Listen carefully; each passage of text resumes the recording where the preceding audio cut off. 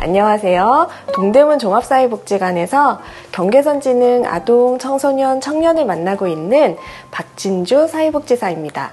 경계선지능 청소년기에 관한 두 번째 이야기로 찾아왔습니다. 지난 영상에서는 사회성 발달과 자아개념, 관찰과 개입을 위한 팁에 대해 알아봤는데요. 오늘은 사회적응과 심리정서에 대해서 다뤄보려고 합니다. 함께 살펴볼까요?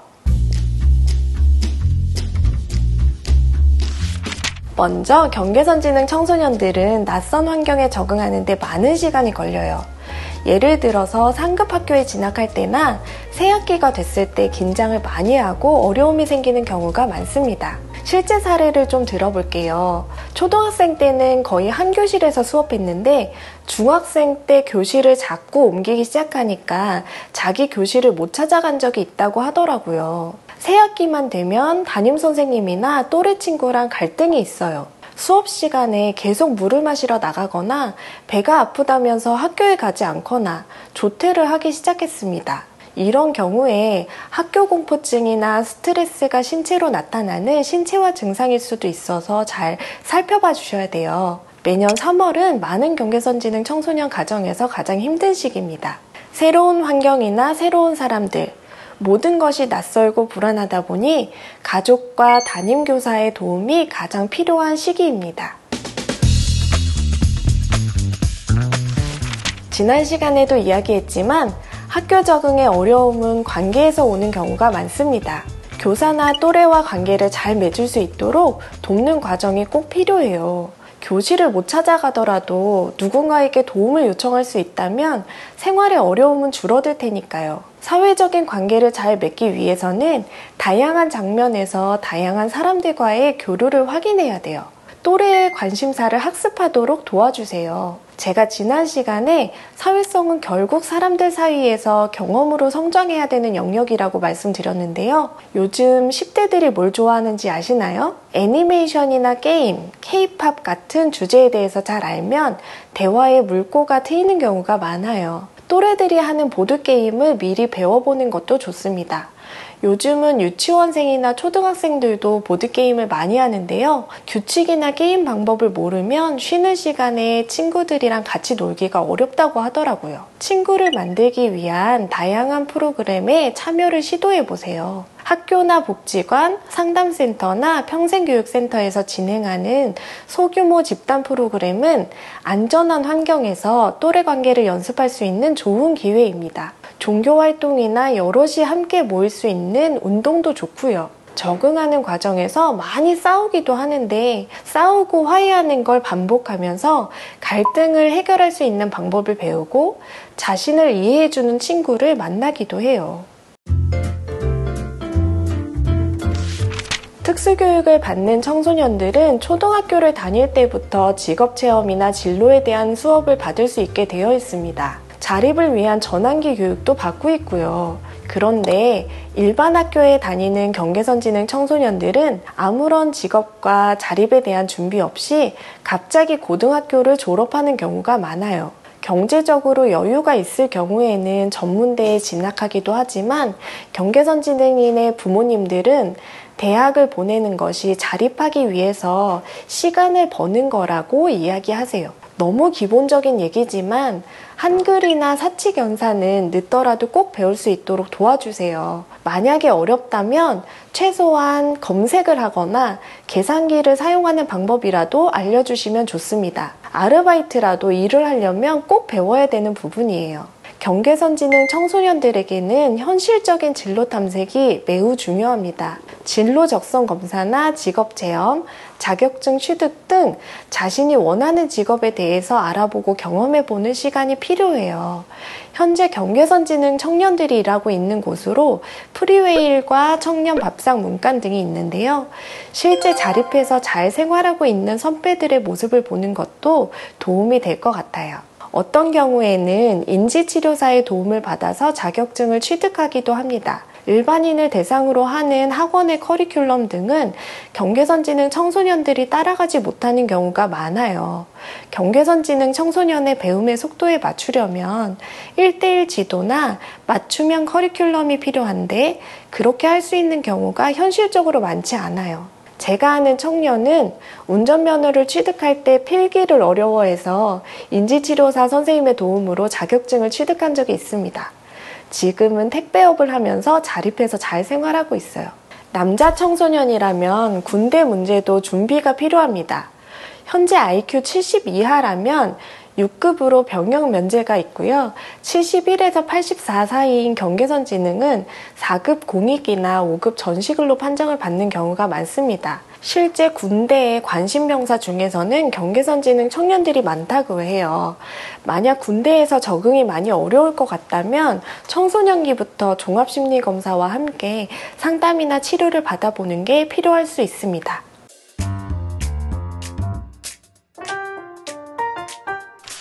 경계선 지능 청소년들은 사회적 위험에도 취약한 편이에요. 중고 플랫폼에서 10,000원을 준다고 해서 개인정보를 알려줬대요. 경찰서에서 보이스피싱 가해자로 연루됐다고 연락이 왔습니다. SNS에서 돈을 보내주면 투자를 해서 몇 배로 불려주겠다고 하는 말을 듣고 돈을 입금시켰다는 아이도 있었습니다. 이 사례들은 제가 실제로 경험한 건데요. 사기를 당한 아이들 중에는 초등학생도 있었어요. 지난 4월 23일에는 만나서 홍채를 인식해주면 2만 원을 주겠다고 하는 미성년자를 대상으로 하는 신종 사이버 범죄가 보도된 적도 있었습니다. 경계선 지능 청소년들은 이럴 때 상황이나 위험성을 판단하는데 어려움을 겪을 수가 있어요. 그래서 경계선 지능 청소년들에게는 일상 속 위험을 인지하고 대처하는 능력을 기르기 위한 기초 금융교육, 성교육, 직장 내 괴롭힘 예방 교육 등이 꼭 필요합니다. 이런 교육은 단순한 정보 전달을 넘어서 선택의 기준을 세우는 데 도움을 줄 수 있어요. 실제 사례 기반의 상황 연습을 같이 한다면 더욱 실질적인 보호 효과를 기대할 수 있습니다. 학교 화장실에서 친구가 때렸다는데 혼날까봐 이야기를 못하고 있었대요.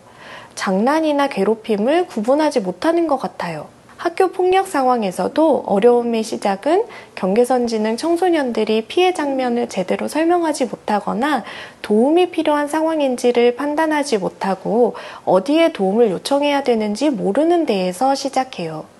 장난인지 괴롭힘인지 구분하는 기준은 대등한 관계에 있습니다. 일방적으로 당하는 게 아니라 거절의 의사를 표현할 수 있고 멈출 수 있는 관계, 서로가 즐겁고 대등한 관계일 때 장난이라고 할 수 있어요. 힘의 세기나 권력의 차이가 발생한다면 이거는 더 이상 장난이 아니에요. 경계선 지능 청소년을 위해서 문제가 발생했을 때 도움을 요청할 수 있는 사람을 미리 정해두고 몇 가지 상황을 연습해보면 좋습니다. 핸드폰에 비상 연락망을 저장하게 하는 것도 좋은 방법이에요. 프로그래밍으로 치면 일종의 디버깅 과정입니다. 오류가 나기 전에 미리 점검하고 문제가 생기면 빠르게 해결하는 거죠. 일종의 인생 코딩이라고 할까요?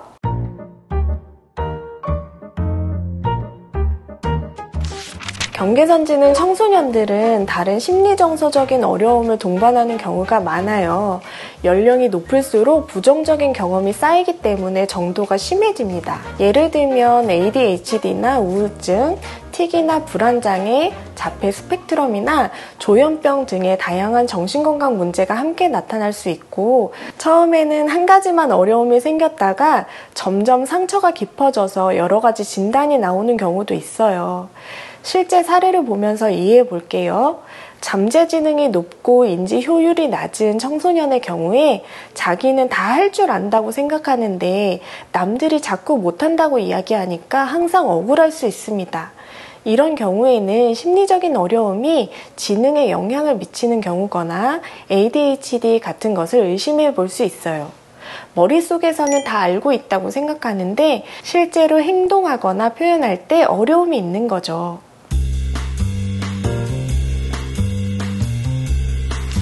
충동 조절이 잘 되지 않고 폭발적으로 화를 내요. ADHD거나 기분장애의 한 유형일 수 있어요. 어쩌면 단순한 사춘기일 수도 있겠죠. 같은 증상처럼 보이더라도 감별 진단이 필요합니다.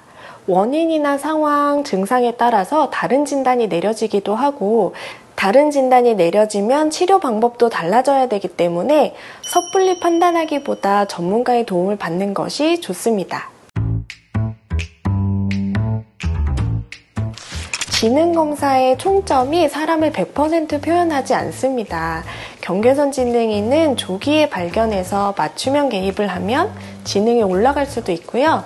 반대로 전혀 개입하지 않으면 지능이 지적장애 수준으로 떨어질 수도 있는 경계에 있어요. 지능 지수가 높은 사람들 중에서 사회성이 부족한 사람들도 있고, 경계선 지능인이어도 사회성이 좋을 수 있습니다. 경계선 지능인은 다양한 특징을 가지고 있어서 IQ가 75점으로 같아도 어떤 친구는 잠재 지능이 높을 수도 있고 어떤 친구들은 인지 효율이 좋을 수도 있어요. 지능 간의 편차가 큰 친구들 중에서는 얘는 말하는 것에서는 전혀 티가 안 나요 하는 친구들도 있습니다. 지능검사, 종합심리검사는 각 약점과 심리 상태를 파악해서 앞으로 어떻게 도와줄지 계획을 세우는 도구일 뿐이에요.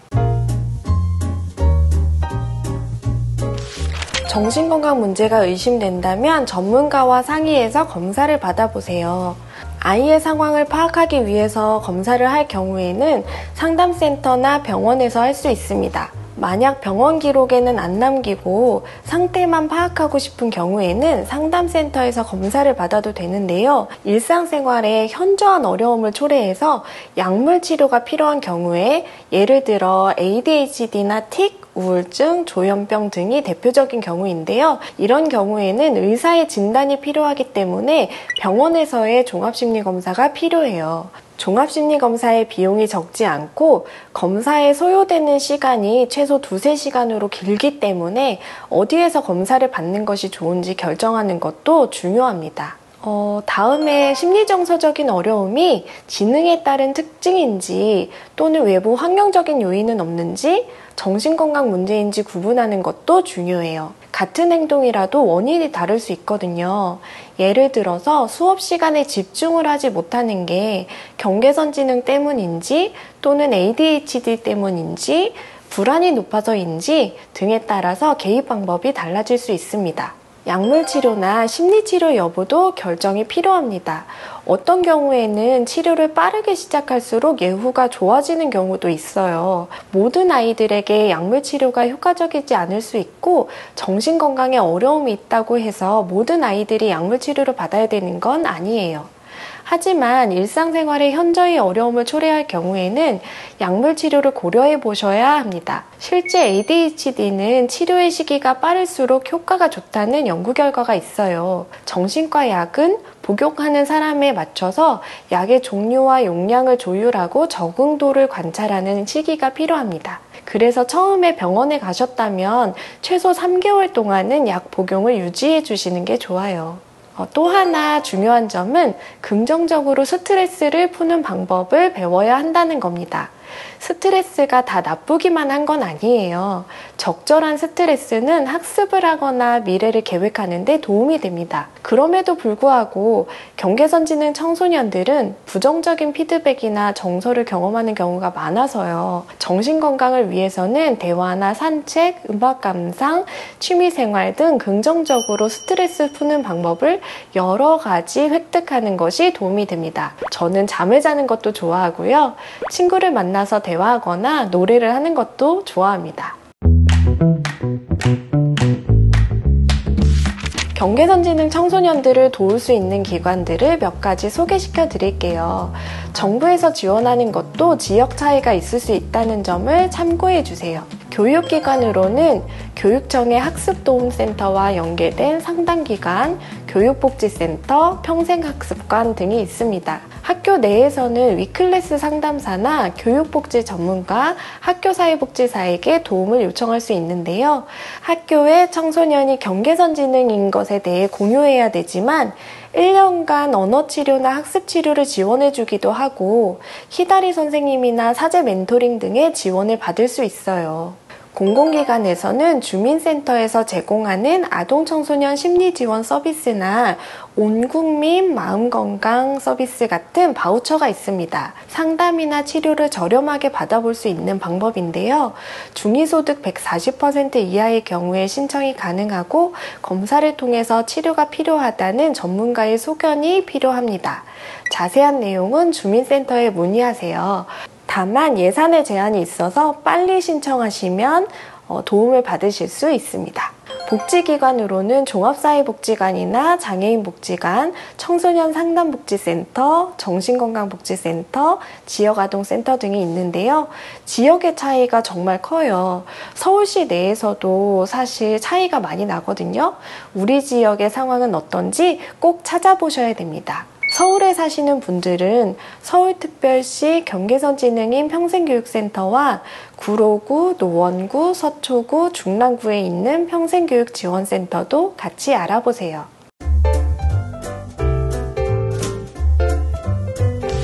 마지막으로 부모님들을 위한 꿀팁인데요. 전국 느린학습자 부모연대, 느린학습자 시민회, 함께하랑 같은 부모연대 활동에 참여해보세요. 비슷한 고민을 가진 부모님들과 정보를 나누고 위로받으실 수 있습니다.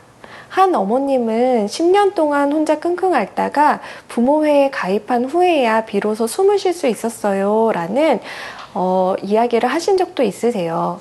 같은 고민을 나눌 수 있는 사람이 있다는 것만으로도 큰 힘이 됩니다. 우리 모두에게는 내 편이 필요하잖아요. 청소년도 부모님도 마찬가지입니다. 혼자 고민하지 마시고 함께 할 수 있는 사람들을 많이 찾아보세요. 오늘은 경계선지능 청소년의 사회적응과 심리정서, 그리고 도움을 받을 수 있는 기관들에 대해서 알아봤습니다. 경계선지능 청소년들이 겪는 어려움이 많지만 적절한 지원과 이해가 있다면 충분히 성장하고 자립할 수 있어요. 여기 드림멘토 상담센터와 제가 일하고 있는 곳에서도 그 가능성을 확인하고 있습니다. 특히 강조드리고 싶은 것은 이런 청소년들에게는 시간이 필요하다는 거예요. 조금 늦더라도 조금 다르게 가더라도 괜찮아요. 그 과정을 믿고 기다려주는 것이 중요합니다. 여러분의 관심과 사랑이 경계선지능 청소년들에게 큰 힘이 됩니다. 포기하지 말고 우리 같이 힘내봐요. 다음 영상에서 만나요. 감사합니다. 안녕.